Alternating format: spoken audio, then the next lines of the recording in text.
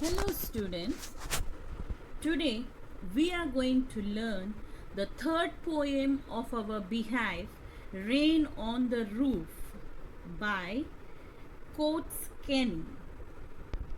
Children, be ready with your pencil and textbook. Whenever you find writing the word meanings in the text, write down.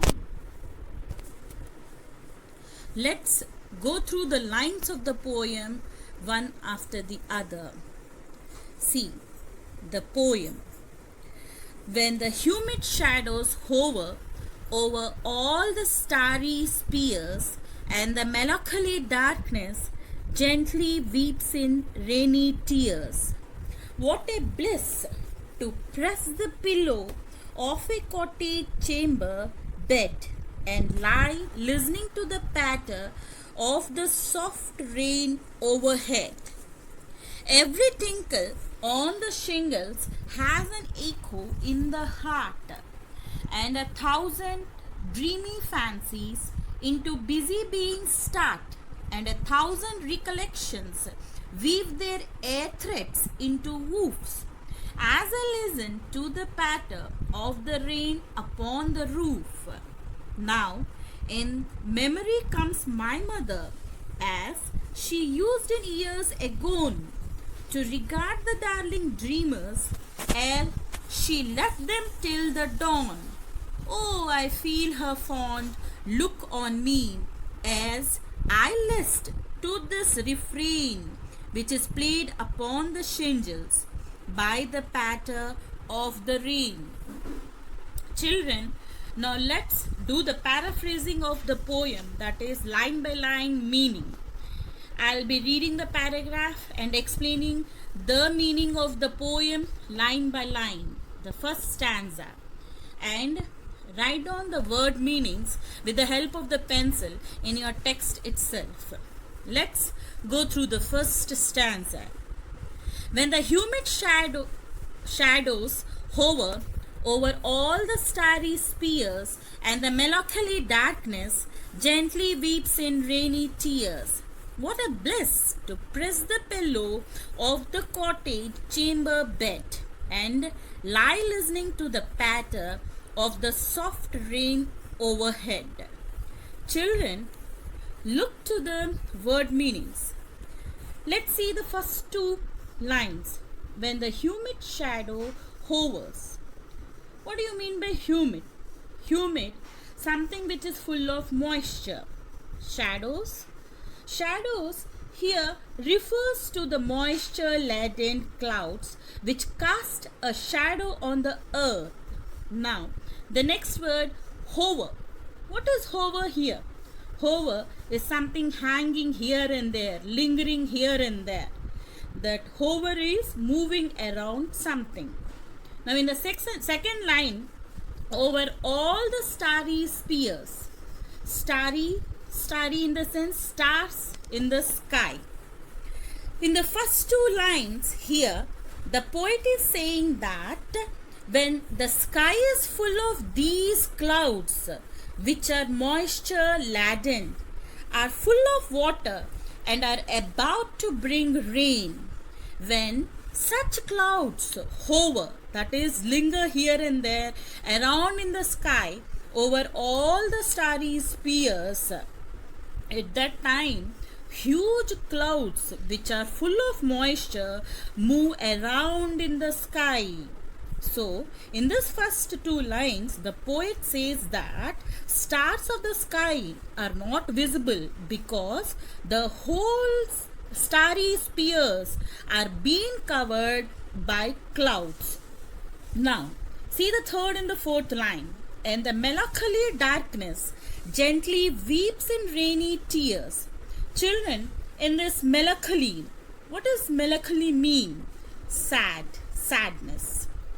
And gently is something soft, weeps in rainy tears. Here, the poet says that the darkness is making him sad and reflective, And the rain also seems to mirror his emotions, as it looks like tears falling softly from human eyes. Here, he says that he compares the raindrops to the tears of the human eye. And he says that the dark sky, which seemed to be very sad, it appears as if it is crying, and the raindrops are the tears shed by it. Now see the next two lines. What a bliss to press the pillow of a cottage chamber bed. So in these two lines, bliss means something that is joy. And what is cottage? Here in this poem, cottage refers to a hut, and chamber is what is a room. Now the poet says that he feels happy while rain is falling, and he wants to listen the sound of the rain by sleeping in his room, lying on the bed by pressing the pillow. And the last two lines of the first stanza, that is, and lie listening to the patter of the soft rain overhead. So in this, patter is what is a sound of rain falling on the roof. Overhead is above the head.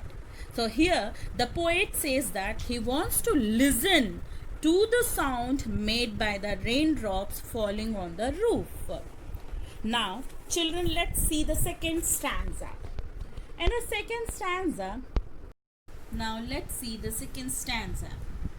Every tinkle on the shingles has an echo in the heart, and 1,000 dreamy fancies into busy beings start, and 1,000 recollections weave their air threads into oof, as I listen to the patter of the rain upon the roof. Now let's see the first two lines of the second stanza.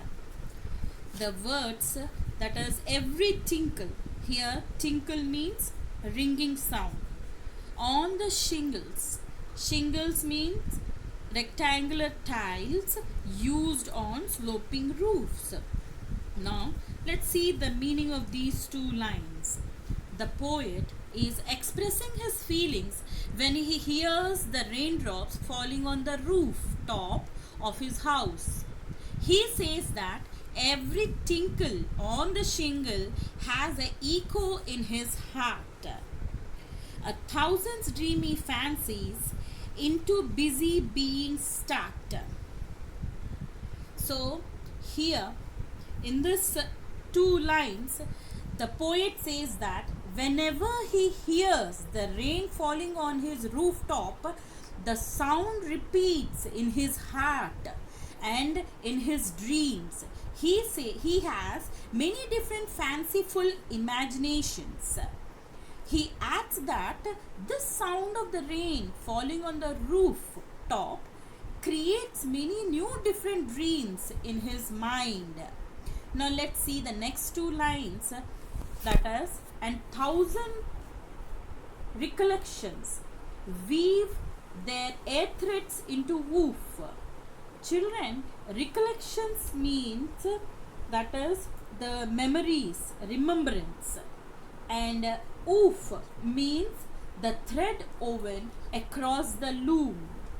So here the poet says that he recollects many memories as the past, which comes back into his mind as dreams. So finally in the last two lines, he says that as he listens to the patter of the rain upon the roof, he has many dreams in his mind, and the memories of the past come back in the form of dreams. Now let's see the third stanza. In the third stanza, let me read out the third stanza first to you. Now, in memory comes my mother, as she used in year agone, to regard the darling dreamers, ere she left them till the dawn. Oh, I left her fond look on me, as I list to this refrain which is played upon the shillings by the patter of the rain. Children, see the first two lines now. Now, in memory comes my mother. Here, the poet introduces his mother. He says that he is dreaming of his mother. As he had told in the previous stanza that rain brings memories of past. So, it is the memory of his mother who is no longer alive. In the past, she used to love him a lot. She used to consider him a darling, and she would let him sleep till daybreak and have sweet dreams. The poet can still feel that his mother is looking at him as he listens to the song made by the raindrops falling on the rooftop of his room. The sound of the rain makes him correlate his past with his present. That is why the poet is moved by the sound of the raindrops on the shrillings of his room. Whenever he hears this sound, it brings back the memories of the past, and he is reminded of his mother. So this is what is the paraphrasing of the poem. Children, now you can pause the video and find out the literary devices by yourself. Once you are able to find, then again on it and find whether your answer is correct or not. Now let us see the literary devices used in the first stanza. Now here in the first stanza, alliterations. Do you remember what is alliteration? The repetition of consonant sound in two or more consecutive words. Children, see in the first line of the first stanza, humid hover. Humid hover, that is H sound is repeating. And in the second line you see starry spears, S sound is repeating. Similarly, again get down, that is press pillow, P sound is repeating. So this is what is we say alliteration. And in the last lines you see that lie listening, so L sound is repeating. So this is what we say alliterations. Now the second poetic device is onomatopoeia. So let me spell the word for you and write down in your books. onomatopoeia.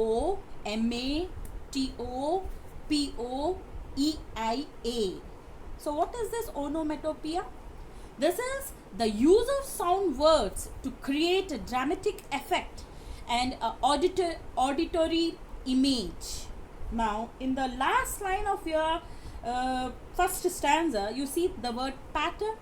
Patter is the use of sound word. It is the sound made by the raindrops. Now let us see the next next poetic device, personification. Personification is again a poetic device which is used for treating a non-living thing as a living thing. Now see here the darkness that has been used in the poem has been personified when he says that it is melancholy darkness. So darkness, that is sad darkness. So therefore it is personified. Now the next one is transferred epithet. The use of an adjective with noun is what we say as transferred epithet. So what it is? Darkness. Melancholy darkness. Darkness is not melancholy, but it refers to the sad people. So it is what it is relating to it. So this is what is transferred epithet. Now let us see the second stanza. Now children, you find by yourself the alliterations present in the second stanza. See in the second stanza, busy being, there, thread, rain, roof. Fine. So this is what is your alliteration. Now onomatopoeia is again a sounding word. So here in the second paragraph we have two words, sounding words, that is tinkle as well as patter. Now let us see the third one, that is personification. Treating a non-living thing as a living thing, that is what is called as personification. So here we have recollections. Recollections of what? Recollection word has been personified when he says that they weave dreams. So this is what is personification. Then the last one is what we have is transferred epithet. This is what is dreamy fancies. Fine. Now let us see the third stanza. Once again, alliterations. Children, find out the alliterations in the third stanza. You might have got it now. You could have understood what is meant by alliteration. So in this third stanza, we have alliterations. Memory, my mother, M sound is repeating here. And then darling dreamers, D sound is repeating. So therefore, you have two alliterations in the last stanza. And onomatopoeia, again the same word has been repeated, patter. So this is what is your onomatopoeia, the literary devices. So children, I think you might have understood the poem as well as the literary devices and the word meanings of the poem. So thank you for watching the video. Good day.